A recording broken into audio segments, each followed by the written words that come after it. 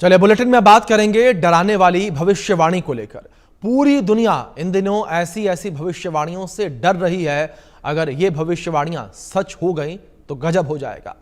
क्या वो समय वाकई आ गया है जब भविष्य के सबसे डरावने रहस्य सामने आने वाले हैं? कभी आपने ये सोचा है कि अगर एक भविष्यवाणी जिसे दुनिया भर के संतों, वैज्ञानिकों और दृष्टिदाताओं ने अलग अलग समय पर दोहराया, वो सच हो जाए तो क्या होगा? क्या हम वाकई उस मोड़ पर आ चुके हैं जहां दुनिया बदलने वाली है या दुनिया खत्म होने वाली है? यह भविष्यवाणी केवल नास्ट्रेडमस या बाबा वेंगा तक सीमित नहीं है। इसे वैदिक ग्रंथों, बाइबल, कुरान और आधुनिक वैज्ञानिकों तक ने संकेतों में कहा है कि जब आग आकाश से बरसेगी और भाई भाई का शत्रु होगा, तब तीसरा महायुद्ध होगा। और नस्ट्रेडमस भविष्यवाणी 1555 में भी इसी तरह की बात कही गई थी और ऐसे ही भविष्य को लेकर आगाह किया गया था। वहीं 2025 में दुनिया को डराने वाली यह भविष्यवाणी निकलकर सामने आई है। बाबा वेंगा की भविष्यवाणी ने खतरे की घंटी बजा दी है। 2025 के लिए नस्ट्रेडमस की सबसे खतरनाक भविष्यवाणी सामने आई है। 2025 में तीसरे विश्व युद्ध को लेकर भविष्यवाणी की गई है। महाभारत और भविष्य पुराण में भी महाविनाश के संकेत हैं। ये बड़ी खबर है। तो महाभारत और भविष्य पुराण में भी महाविनाश के संकेत जो हैं वो देखने को मिलते हैं। ये बड़ी खबर निकलकर सामने आ रही है। तो पूरी दुनिया जो है वो कहीं ना कहीं डरी हुई नजर आ रही है जिस तरीके से ये भविष्यवाणी निकलकर सामने आई है। और हर किसी को केवल और केवल इस बात का डर कि कहीं ये भविष्यवाणी सच साबित ना हो जाए, क्योंकि हर कोई डरा हुआ है। हर किसी को ये लग रहा है कि क्या दुनिया महाविनाश की ओर बढ़ने वाली है? क्या दुनिया में एक बार फिर से महाविनाश जो है वो देखने को मिलेगा?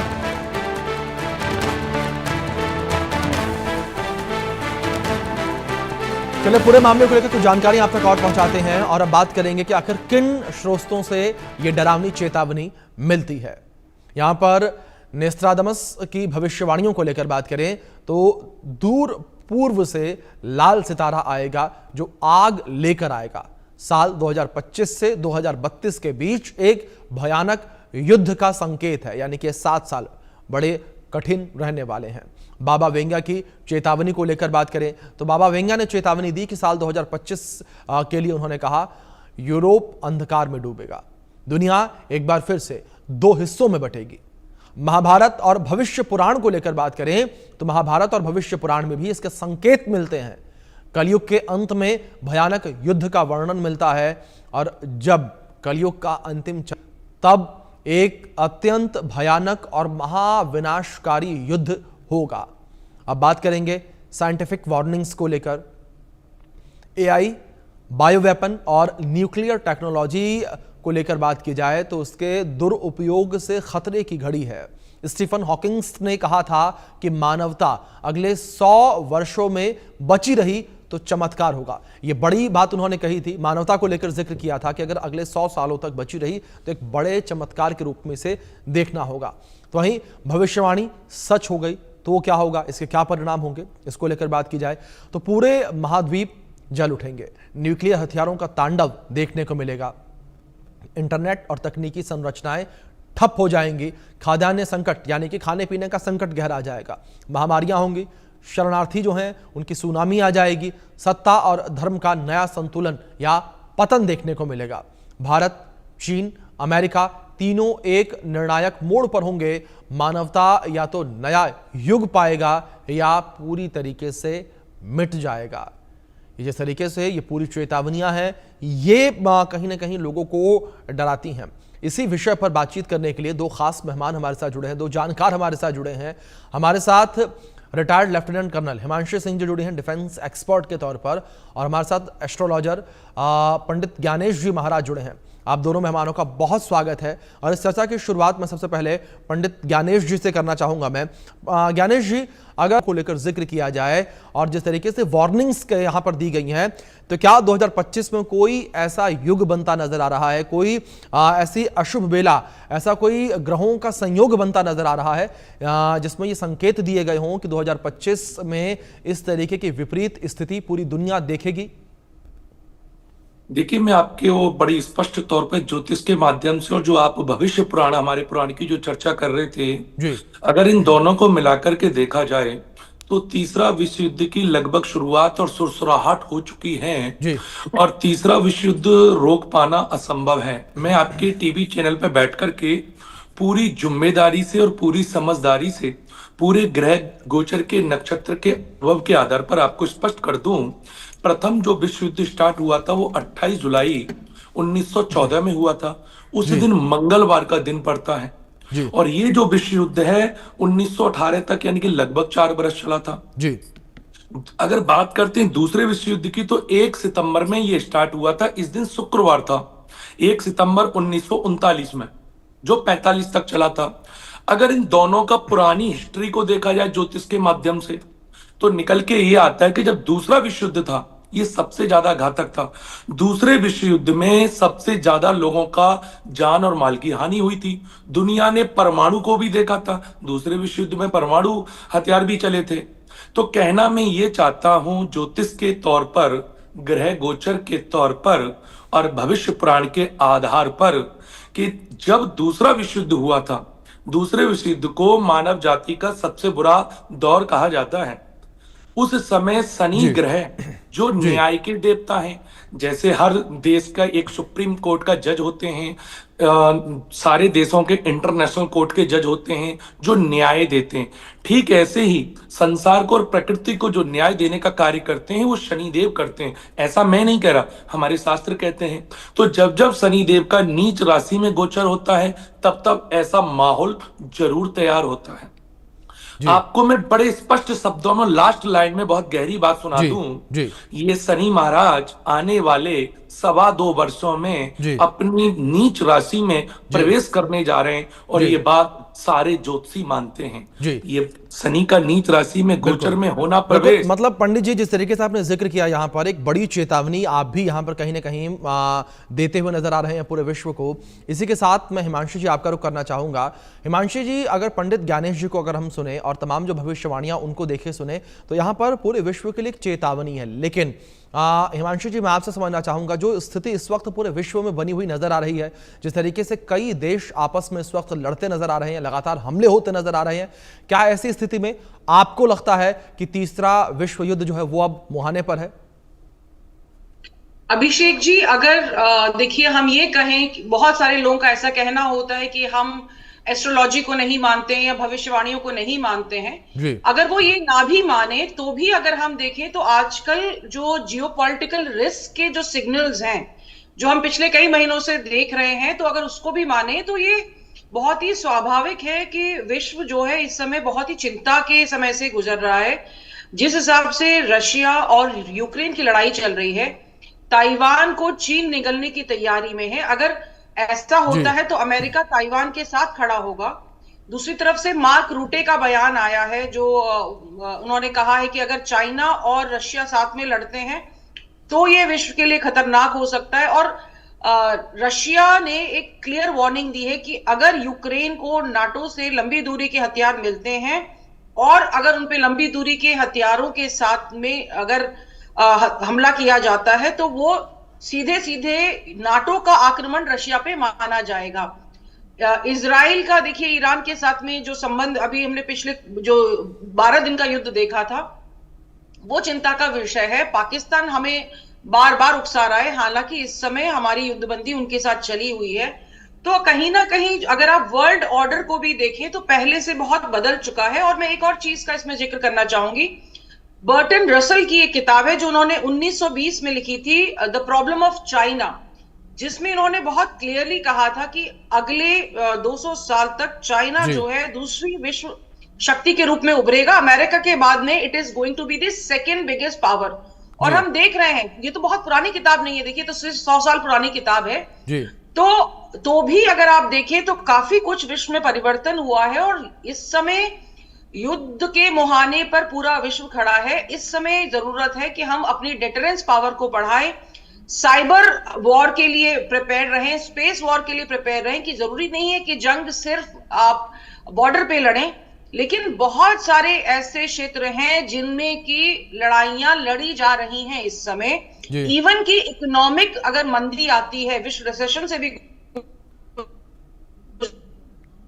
करता है, लोग बेहाल होंगे, भुखमरी आएगी और रोटी कमाने में दिक्कत आएगी, तो वो भी एक समस्या है। Over to you Abhishek ji. जी बिल्कुल हिमांशु जी, जाहिर तौर पर जिस तरीके से आपने जिक्र किया, पंडित ज्ञानेश जी, इस बीच एक महत्वपूर्ण सवाल मैं आपसे ये भी करना चाहूंगा। यहाँ पर अगर हम नास्ट्रेडमस और बाबा वेंगा की भविष्यवाणी को देखें तो क्या जो भारतीय ज्योतिष है उससे इन भविष्यवाणियों को जोड़कर देखा जा सकता है?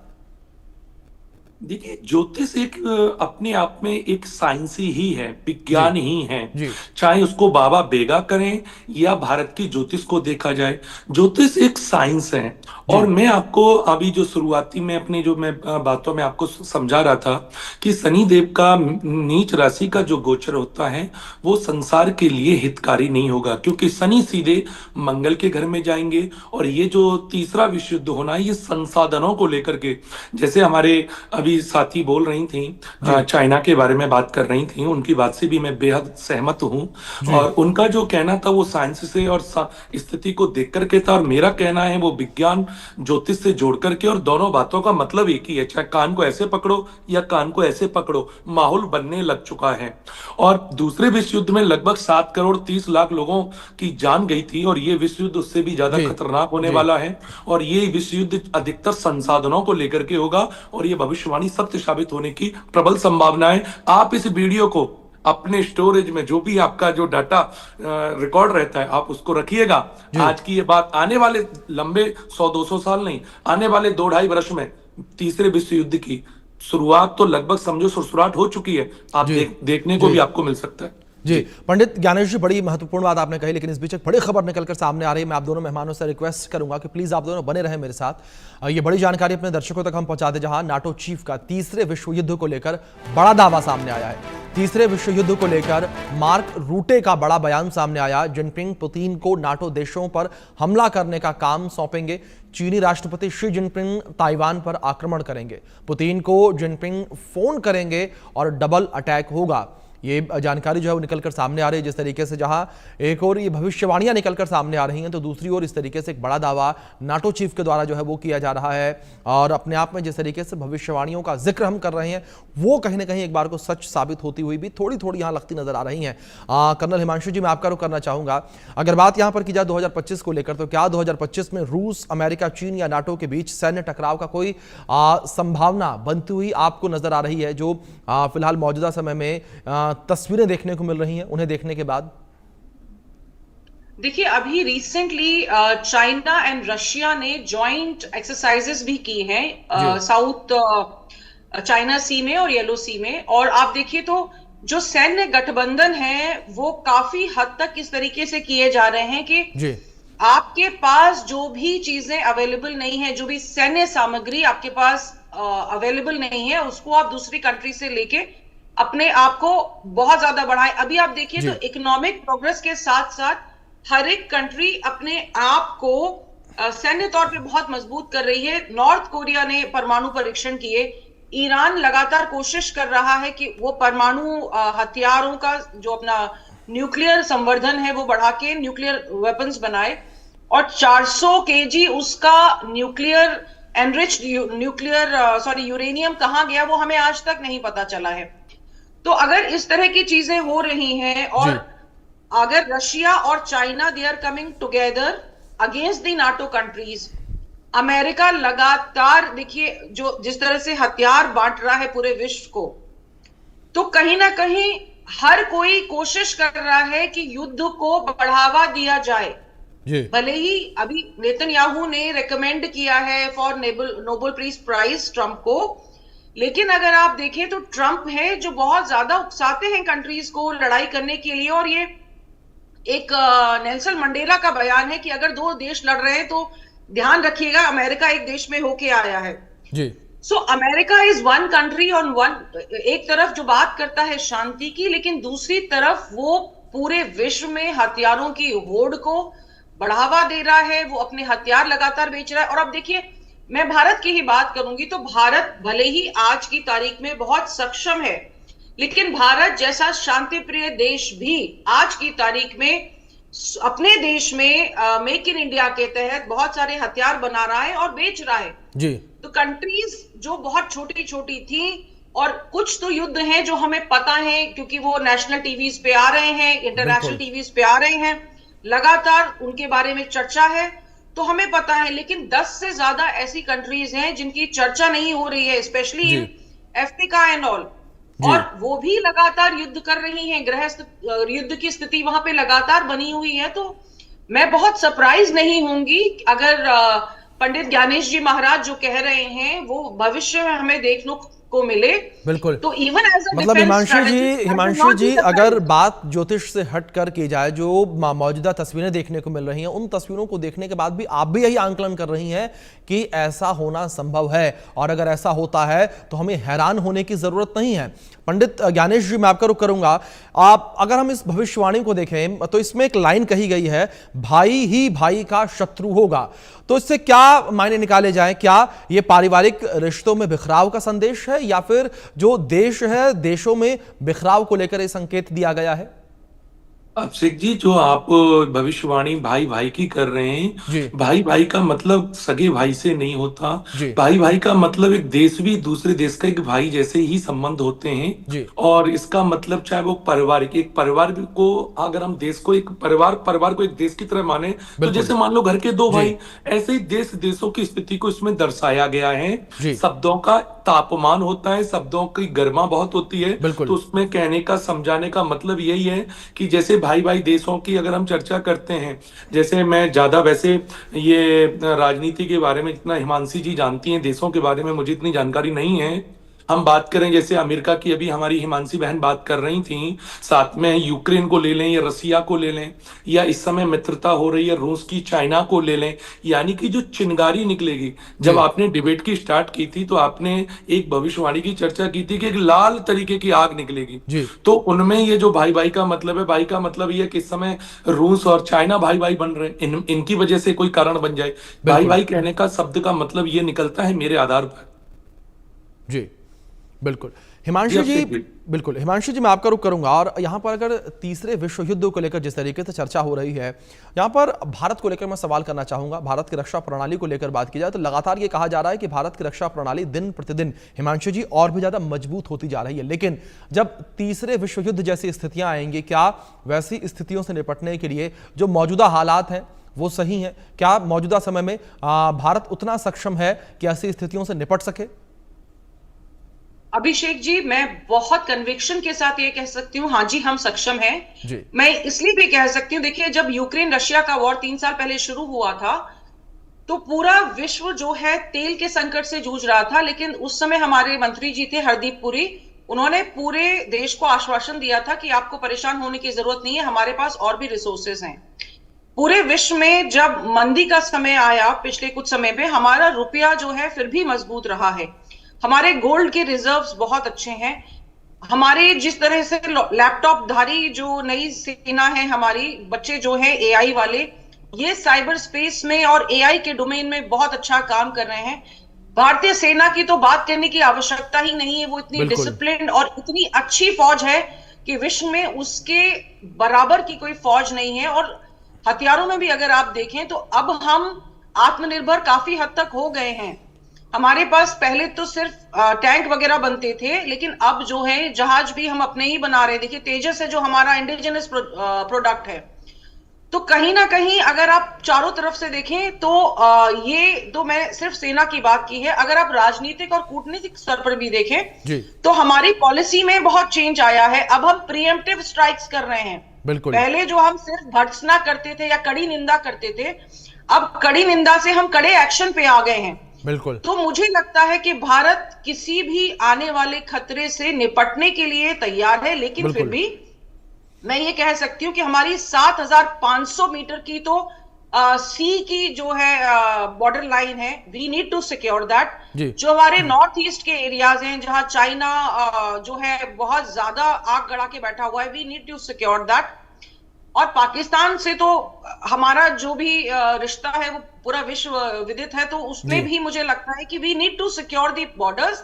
उसके अलावा भी हमें अपनी जो जनता है उसको दुष्प्रचार यानी कि प्रोपेगेंडा से बचाना है, तो we need to aware, make our people aware जी। तो अगर हम ये सारी अगर चीजों पे ध्यान रखते हैं, जो आपने बातें कही हैं, इन बातों को सुनने के बाद जाहिर तौर पर जो हमारे दर्शक हैं उन्होंने भी राहत की सांस ली होगी। जिस तरीके से आपने क्लियरली ये कहा कि भारत तमाम विपरीत परिस्थितियों से निपटने के लिए तैयार है।